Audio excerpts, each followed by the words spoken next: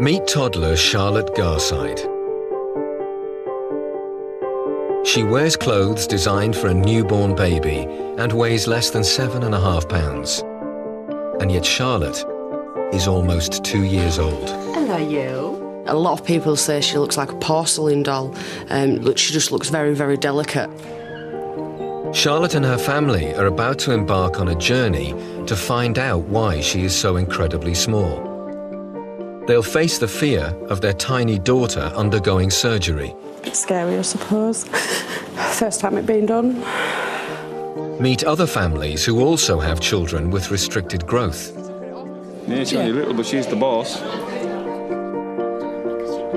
And they'll consult medical experts to get their daughter's extremely rare genetic condition diagnosed. Then they will know if Charlotte is likely to live into adulthood or die before the age of 3. We could be looking at the last birthday that we do for her. What does the future hold for the tiniest girl in the world?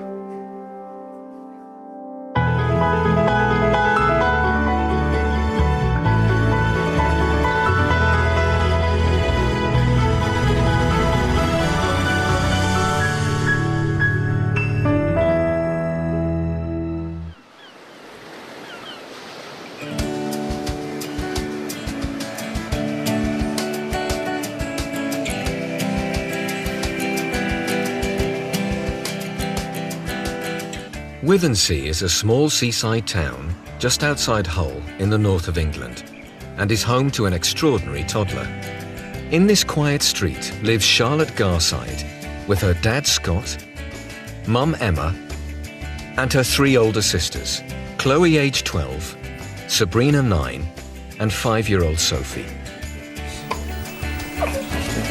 Charlotte will be never taller than me.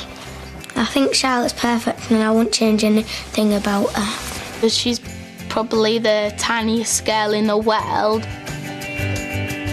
We don't think that she's going to gain much more weight, to be quite honest. We don't think she's going to grow much more than what she is. Hoping she does, because I don't want her to be as small as what she is for the rest of her life. Charlotte's extremely small but proportional body is the result of a genetic condition known as primordial dwarfism. Primordial means that the condition has started early on in the pregnancy, and dwarfism, which means short stature. See you later. I'm surprised that my sister has got primordial dwarfism because there's no one else that I know of in my family has got primordial dwarfism. All right then, I'll see you soon. Both parents have to be carriers of the primordial dwarfism gene for them to have a child with the condition. For children like Charlotte, what we predict has happened is that both parents have passed on the changed gene, and so she has 2 changed copies of the gene and no normal copy of the gene, and therefore this has resulted in her having the condition and being so small. So when 2 parents are carriers, it's completely normal to have a normal-sized child or children, and then the child with primordial dwarfism sort of comes down to the blue, really. Charlotte has been small since birth, weighing less than 2 pounds. That's 3 times lighter than the average newborn baby girl. Now, despite being almost 2, she tips the scales at little more than 7 pounds, the weight she should have been at birth.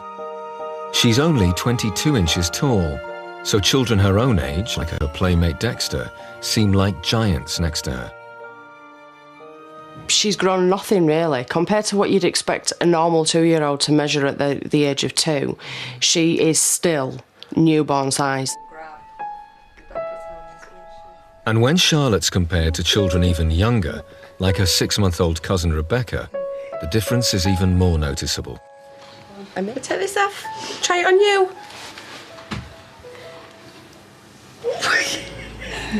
What's he doing? He's too big.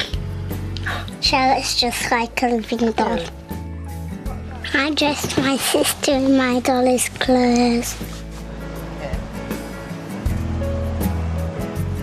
Shopping for a 2-year-old who's only the size of a newborn is difficult for Mum Emma and Grandma Linda. Life itself is so different from a normal child. She's in newborn clothes now. Newborn clothes, which is a milestone for her to have got into newborn clothes because it took us so long to get her out of premature. That is so cute. I know. If it was in newborn, it'd probably be all right. Just look at those. I know, they'd go lovely together, wouldn't they? Can you imagine what she's going to be like when she's 15 years old and we still have to bring her to mother care and places like that to be able to get her clothes? You're going to have to learn to sew. But learning to adapt to Charlotte's size is the least of her family's worries, because as yet, doctors have been unable to pinpoint exactly which condition Charlotte has. This means her future is unknown. It's very difficult to make a definite diagnosis for a child who appears clinically to have primordial dwarfism. It's quite often the case in genetics that we're not able to make a diagnosis immediately on a newborn baby. Primordial dwarfism is an umbrella term, and it's got a number of different subcategories, and these different subcategories do have a different life expectancy for the children. We'll put sockies on. Charlotte may have a rare form of primordial dwarfism called MOPD type 2. This condition affects approximately 100 children worldwide. Children with type 2 can suffer from brain aneurysms which cause strokes. The only way to detect and then treat the aneurysms is to have regular MRI brain scans. Because Charlotte's not been diagnosed yet, Charlotte cannot have the MRI scan, purely because she doesn't have a diagnosis. If she's to get a diagnosis of MOPD2, then she can have the MRI scan to detect whether she does have any start of any sort of aneurysms or anything like that. If Charlotte does have this condition, as long as she has regular MRI scans, there is hope. So the life expectancy in MOPD2, I think, is perhaps changing a little bit. In the last couple of years, we've made some strides in determining what are associated medical complications and are working to try to fix those problems so that they don't, in fact, take lives away. As time goes on, the life expectancy is going to rise, and hopefully we'll see a lot of people in their 60s and 70s in the future. But there is a possibility that Charlotte has the rarest and most deadly form of primordial dwarfism, MOPD type 1. To my knowledge, there are somewhere just under 20 kids with this disorder that have been published in the literature. I've seen 3 children that I'm convinced have this. And essentially all of them have died younger than the age of 3. You ready? If Charlotte is diagnosed with type 1, she may have less than 12 months to live. My fear is that by the time we found out what Charlotte does have, it could be too late. As Charlotte first approaches her second birthday, getting a diagnosis is becoming more crucial. If she has type 2, she could already be developing potentially fatal brain aneurysms. But if she has type 1, the family will need to prepare themselves for life without the tiniest girl in the world. It really doesn't bear thinking about, doesn't the fact that we might not have her? Exactly.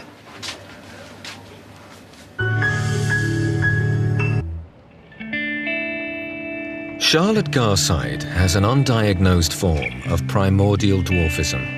Age 2, she weighs the same as an average newborn baby. But her size is not the only thing that makes her different from her peers.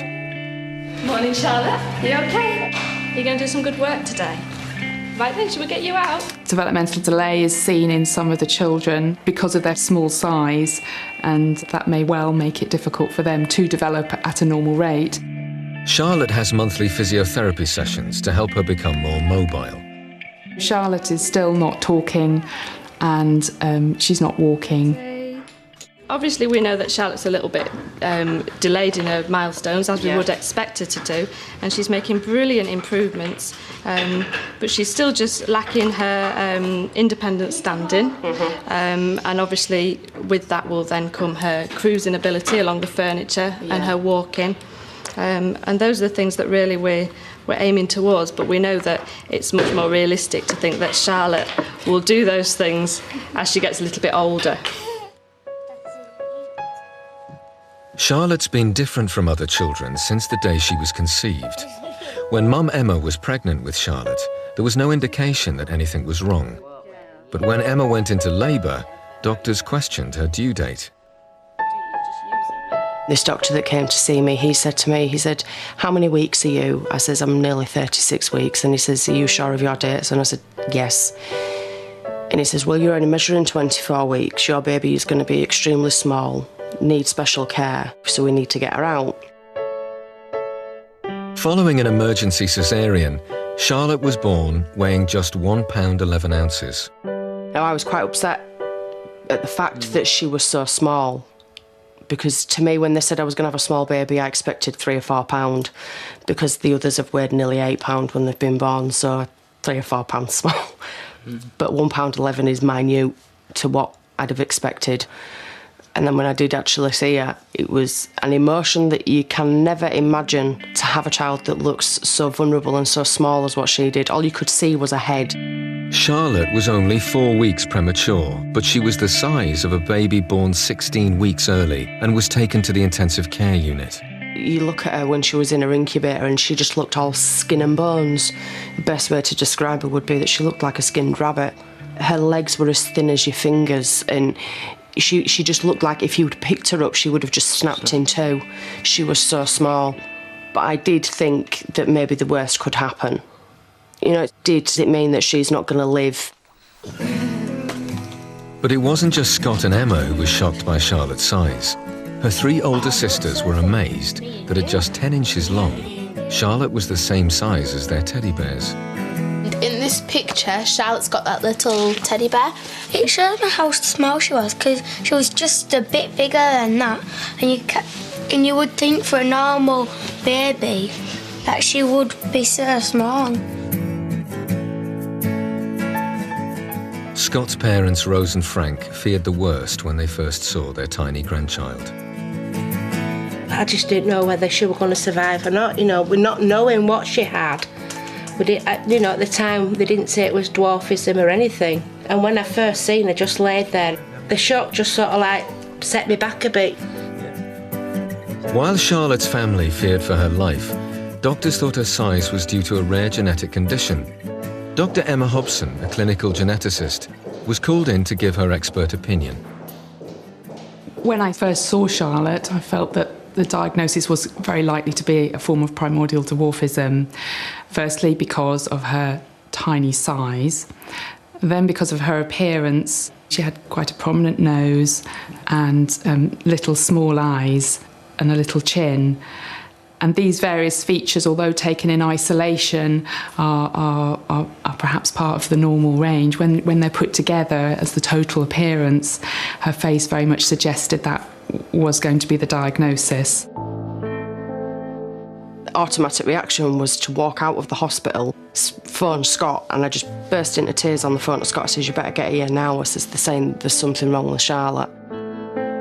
I didn't want to make it seem real, I suppose. And I didn't want it to be real that there was something wrong with her. I just wanted her to have looked the way that she did because she was just small. Charlotte spent the first 3 months of her life in hospital, and when she came home, she still weighed little more than 2 pounds. Charlotte's condition means that, you know, she's genetically predisposed to grow at a slow rate and be a small person. Like most children with this condition, Charlotte's slow growth was further hindered as she was having difficulty digesting milk, and the trauma of constantly being sick led to her refusing her bottle. She won't open her mouth for any food. She's got a locked jaw, and she just keeps a jaw locked so you can't open it. When Charlotte was 4 months old, she was fitted with a nasogastric tube through which a high-calorie, nutritious formula could be fed via her nose directly into her stomach. Well, the way I eat is I eat through my mouth and it goes down through my throat, but the way my sister eats, it goes straight through her nose. As a short-term measure, we quite often use in babies the nasogastric tube, but on a longer-term basis, that's not very satisfactory, and it's easier and better for the child if we can directly put the food into the tummy, and that's done through the gastrostomy tube. Today, Charlotte's in hospital to have her nasogastric feeding tube removed and to have a gastrostomy. This surgical procedure will insert a feeding tube directly into her stomach. I won't be able to count on my hands how many times she's been in hospital because she's been in hospital that many times. Since birth, Charlotte has gained less than 5 pounds, the equivalent of 2 bags of sugar. Daddy can weigh you. She is being weighed so that the anaesthetist can calculate how much anaesthetic she will need.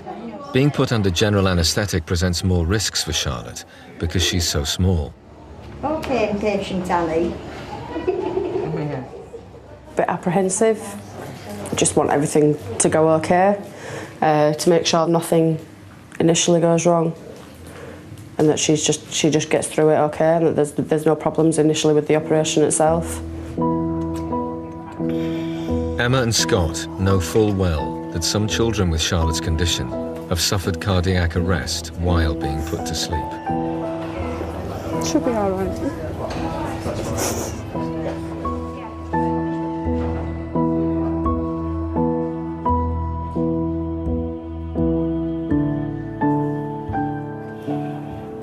Bit scary, I suppose.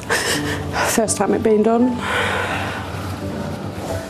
Just try a fight with him, which is just like Charlotte, but I suppose it takes hold, doesn't it? And she just finally went to sleep.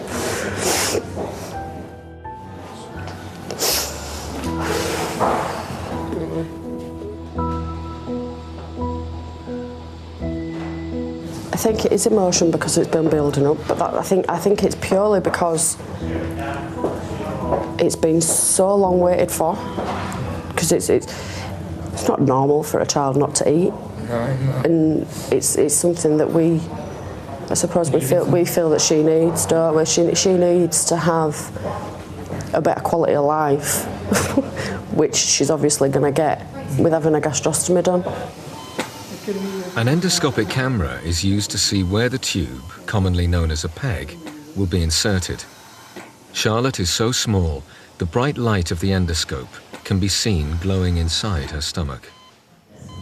The operation's the worst bit, I suppose, but it's not something that we see, and we just see the after effect, which will be better. We don't like the tube on her face, do we, really? We've had enough of that now.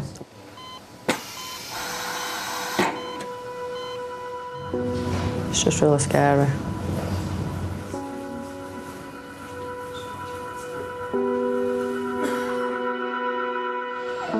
Off we go. Finally, 2 hours later, the operation is over and Charlotte is reunited with her parents. And Grandad can come and see you in a minute, can't he, look? She looks different because she doesn't have the tape and the tube in her nose anymore. Looks so much better. Charlotte will be monitored in the critical care unit to make sure there are no complications with this new method of feeding.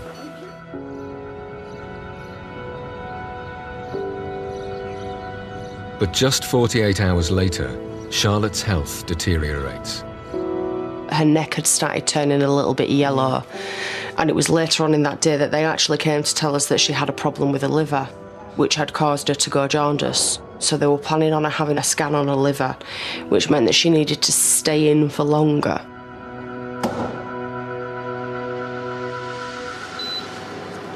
The ultrasound scan reveals Charlotte has cysts on the bile ducts in her liver. Known as Caroli disease, this congenital condition is sometimes found in children with one of the rarest types of primordial dwarfism. This is the liver here, and then these are the black bits are the sort of fluid-containing structures. Scott and Emma have a meeting with Dr. McLean, a consultant paediatrician who specialises in diseases of the liver. I think because it's affecting the whole liver, we aren't going to be able to do anything about it surgically. Yeah. What we would to do at the moment is just try to maintain as good of a flow of bile out of the liver as we can. Because the main problem we have with this is getting infection. And if that goes on happening and keeps happening, it can cause ultimately damage to the liver. Thanks very much. Thank you, bye. This is devastating news for Scott and Emma. Liver cysts are a symptom of the form of primordial dwarfism with the shortest life expectancy, type 1. Emma's learning to cope with the fact that her daughter's health problems are genetic. I felt that it could have been my fault. But then on the other hand, I sat there and thought, well, if it is a genetic condition, it is my fault why she is like she is. But I didn't want to put blame on myself, because if you put blame on yourself, you're then going to feel guilty, and then you're going to sit there and ponder on it, and you'll never be able to get on with life and enjoy the child like you should. Charlotte will be on medication for the rest of her life to prevent her liver becoming infected.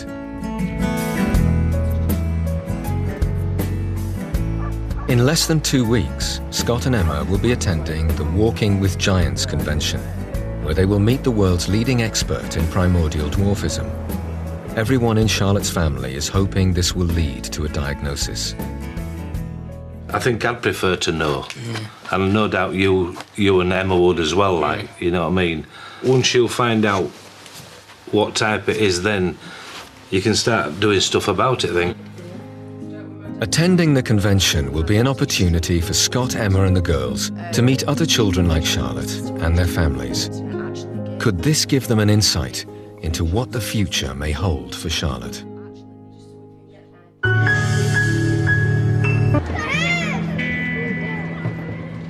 Charlotte Garside is nearly 2, but she only weighs just over 7 pounds. That's 21 pounds less than an average girl her age. At 22 inches tall, she's half the height she should be. Charlotte has an undiagnosed form of the genetic condition primordial dwarfism, and her parents are desperate to find out which type she has. At the moment, we're in the dark, I think, to be quite honest. My fear is that by the time we found out what Charlotte does have, it could be too late. But Scott and Emma will hopefully have an answer soon.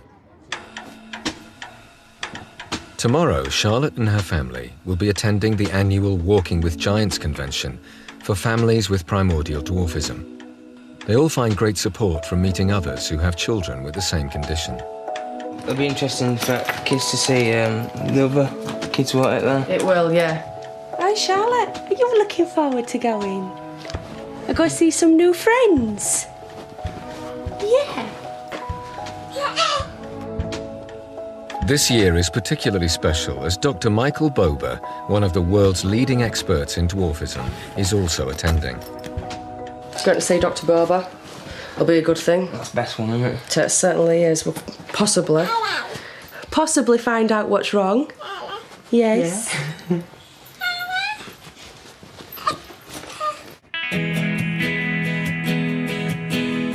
Families from all over Europe have descended upon Liverpool for the Walking with Giants convention.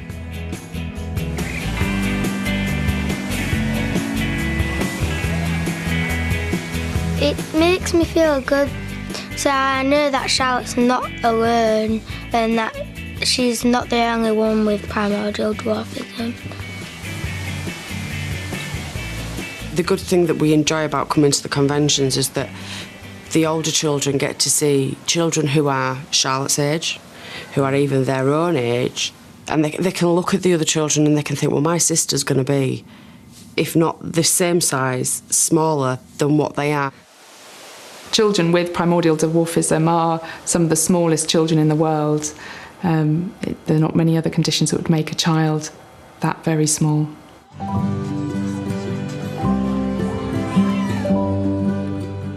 Most of the children here with primordial dwarfism have siblings of average stature.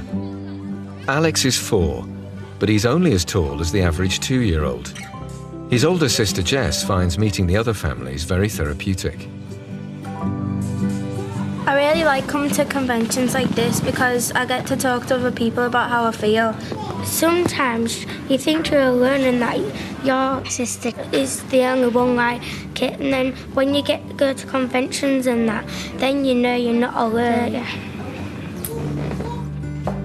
I know she can't talk to us about Charlotte. She'll find it hard to talk to us about Charlotte because our day-to-day life evolves around Charlotte. So it'd be nice for her to sit there and speak to Jess and say, oh, well, I've got so-and-so, so-and-so. Have you had this problem with Alex? I like getting attention, but Charlotte has the most attention because of her condition.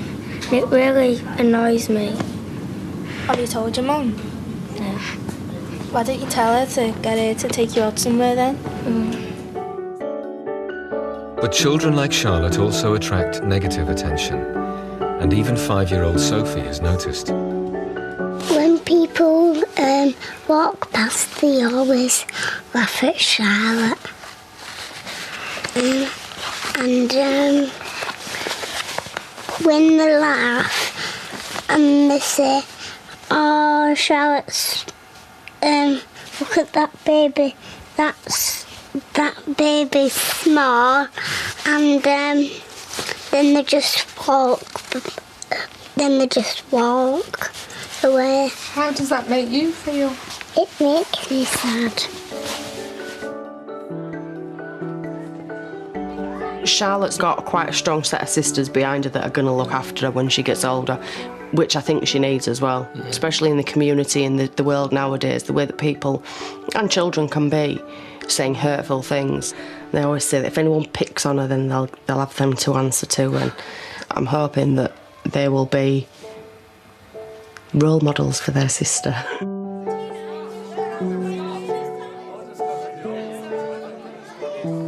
It's nice to know what other families have experienced with their children growing up, because at the moment, with Charlotte being nearly 2 years old, all she can do is sit up.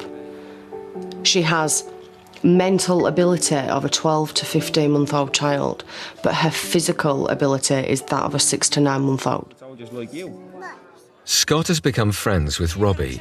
His son Liam, unlike most children with the condition, has never had a problem eating. But although he's only 5, Liam knows that some of his friends have to be fed differently. What's this then, Charlotte? What's this for? What's that? And what's the tube for? So she gets your fingers out of your mouth. Yeah, so that tube goes inside the belly and she gets a dinner. Yeah? Yeah, well, is this your dinner? When you had your dinner, you don't eat your fingers then, do you?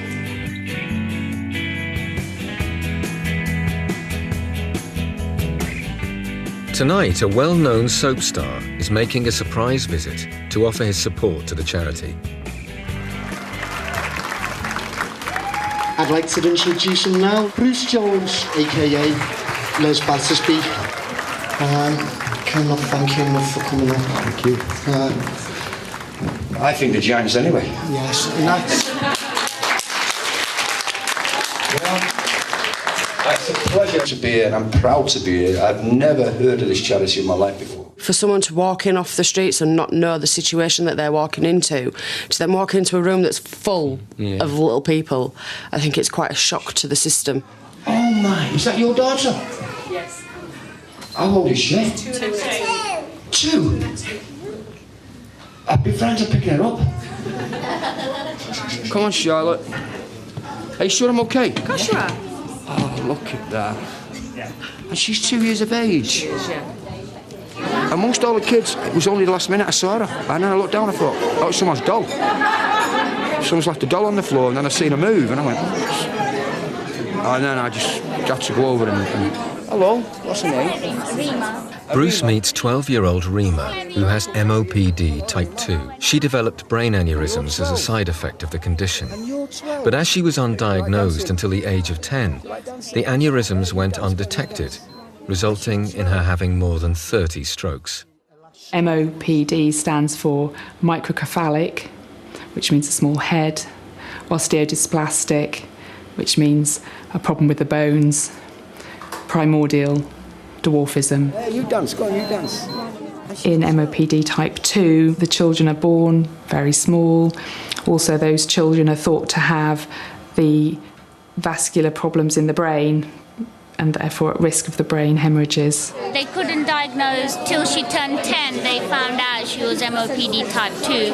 When Rima had her first stroke, she was the same age as Charlotte is now. Most of her brain is damaged now from all the strokes she had.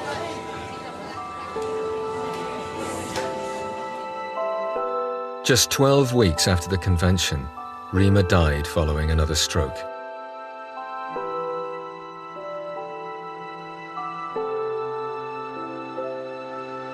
Scott and Emma are desperate for a diagnosis for their daughter, as she may have the same condition and be at risk of having a stroke.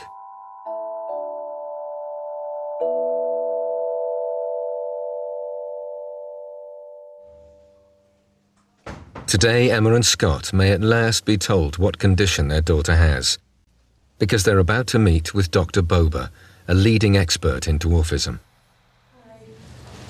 Hey there. How you doing? Not too bad. Mike Bober, hi. Hi. Hi. And this must be Miss Charlotte, huh? It is. Because Dr. Bober's one of the leading specialists in the world. So I've just woke up. Lucky her. Oh. He understands all the different features and similarities and all the things that go with the condition. So he may well be able to say to us, just by looking at Charlotte, Charlotte looks like she has got so-and-so, so-and-so. Dr. Bober is, in theory, our only hope to find out what it is that Charlotte has. How old is she? When was her birthday? Her birthday is the 19th of August, 2007. Dr. Bober reviews Charlotte's case notes and takes measurements. 33.4. But one element of Charlotte's case history is of particular interest to the doctor. So she has cysts on the liver? She does, yeah. After an intensive hour of questioning, Dr. Bober is finally ready to comment on Charlotte's condition. Her general size and stature is consistent with an MOPD type 2 diagnosis. Right. But there's some things that are a little bit different. Right. That I'm not sure that I'm comfortable being that precise at this moment. There is a form of primordial dwarfism that's called MOPD type 1. Yeah. And that is a much more severe disorder than MOPD 2. And she's a little bit large for that diagnosis. But those children do have liver cysts. Right. MOPD 1 is a much more serious diagnosis. These children have far more severe problems because the brain itself really has major malformations. Children with a diagnosis of MOPD type 1 have a shortened life expectancy, maybe a life expectancy only into early childhood. I've seen 3 children that I'm convinced have this. And essentially all of them have died younger than the age of 3. Dr. Bober wants Charlotte to undergo an MRI scan of her brain, as it will either confirm or rule out the possibility that she has type 1. It's a vital thing that we need to do, the MRI, because then we can then figure out what life is going to be for Charlotte. Maybe this is primordial dwarfism, Charlotte type. Yeah. You've given us a very good insight. Yeah, definitely. You're very welcome.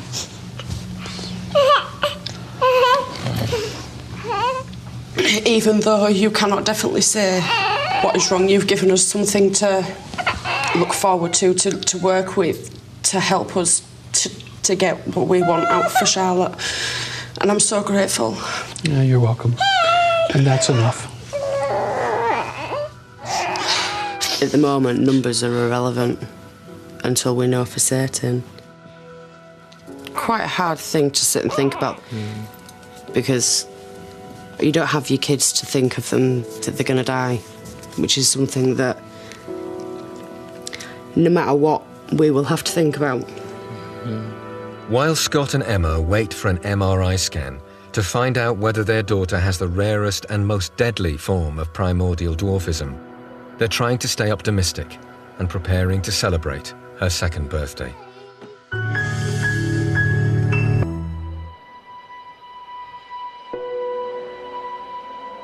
Today's a very special day for the tiniest girl in the world. It's Charlotte Garside's second birthday, but after receiving the news that she may have MOPD type 1, a rare form of dwarfism which comes with an extremely short life expectancy, the celebrations take on a different meaning. We're a bit nearer knowing, and you can plan a bit better. Yeah. I suppose we don't know what the MRI is going to say. You know, if it is to turn around and say she's got MOPD1, we could be looking at the last birthday that we do for her, which is the reason why, I suppose, even to her first birthday, we made extra special, because you never know which one's going to be the last one.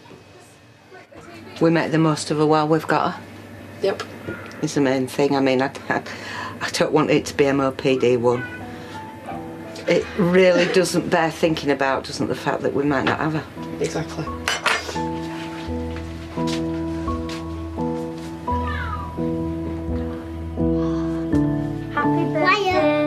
The only way to find out if Charlotte has this rare condition is for her to undergo an MRI brain scan. But the family is still waiting for an appointment date.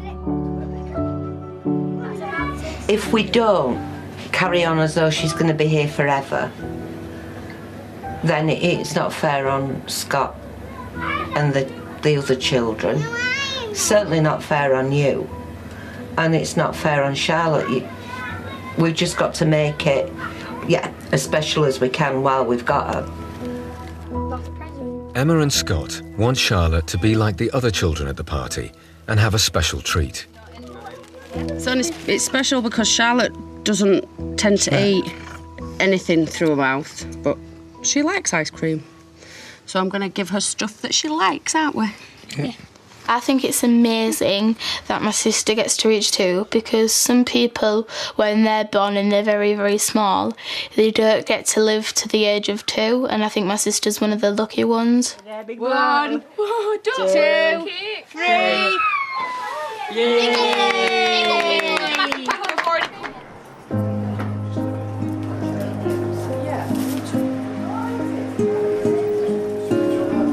2 months after their meeting with the American dwarfism specialist Dr. Bober, Charlotte arrives at Hull Hospital to have a scan of her brain performed. Emma's mum Linda has come along to offer her support. How are you feeling? I'm a bit worried about what they're going to do today, I suppose, and what they're going to find, because I suppose it's going to be the deadline, it's going to be the D bit that makes everything fall into place. Yeah. After being sedated, Charlotte is taken to the MRI scanner. Emma will stay with her daughter throughout the 30 minutes it takes to scan her brain.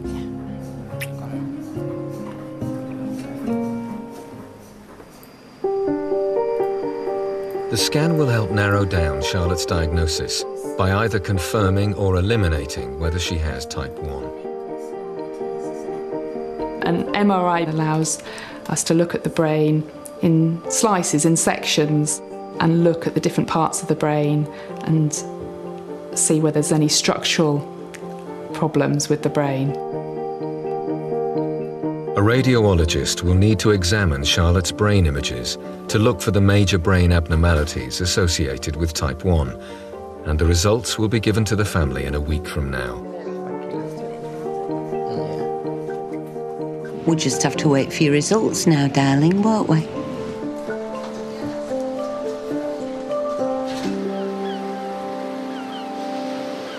A major event has occurred in Charlotte's life. She started nursery. Oh, getting stuck. Hiya. She goes for a few hours to play with little kids, so she can mix and see what real life's like and learn things.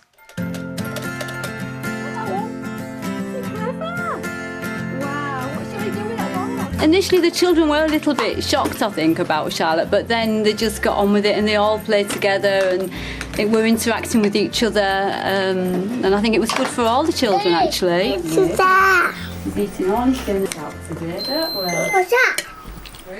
It's nice to know that she's going to be sat there learning from children who are a bit more advanced than what they should be, because it means that she's going to sit there and she's going to look, oh, well, if they can do that, then I can do that. But while Charlotte is enjoying spending time with her friends at nursery, her future is resting on the outcome of her MRI scan.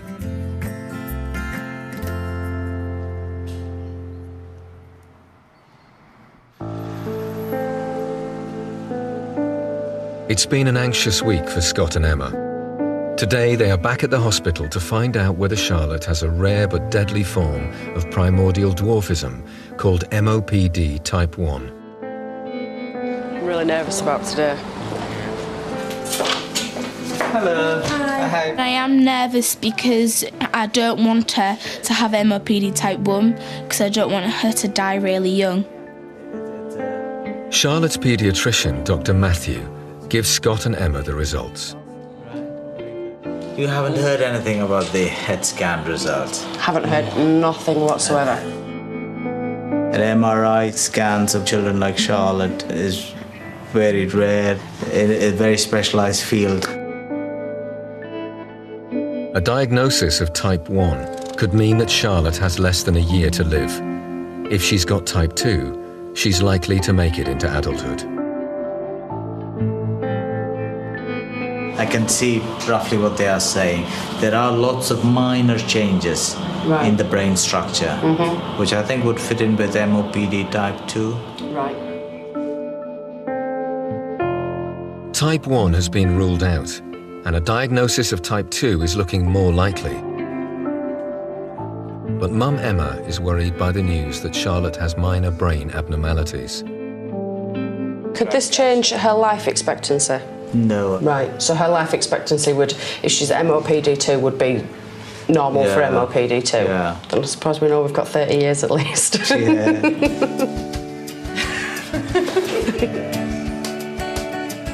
Do you feel relieved now? I do, yeah. Good, I do as well.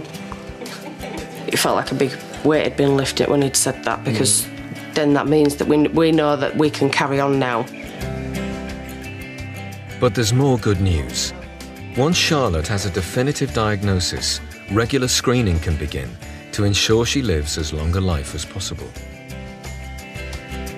If it turns out that she's MOPD2, she needs a special scan to look at blood vessels to detect aneurysms. We can then plan for these kind of tests in the future.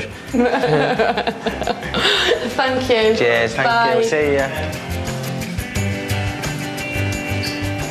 So pleased. Yeah, it's good news, isn't it? Certainly is, yeah. Definitely. Charlotte's determined to make the most of life, and to the delight of her family, has reached a major developmental milestone. Something amazing has happened in the past few days because Charlotte's just started to crawl.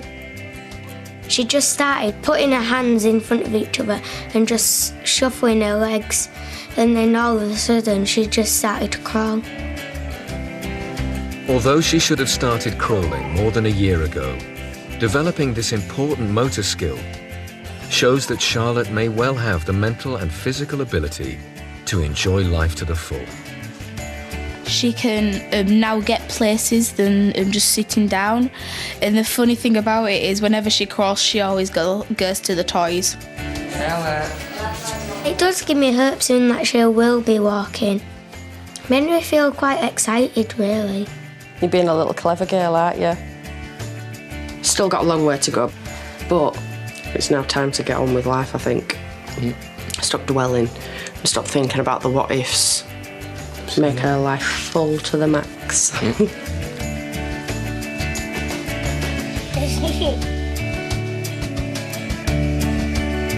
Next week's Extraordinary People follows British doctors who travel to Vietnam to perform remarkable surgery on 7 faces. Next tonight, 5 documents the chilling career of serial killer Arthur Shawcross, who struck fear into the hearts of New Yorkers in the late 80s, a crime that shook the world in just a moment.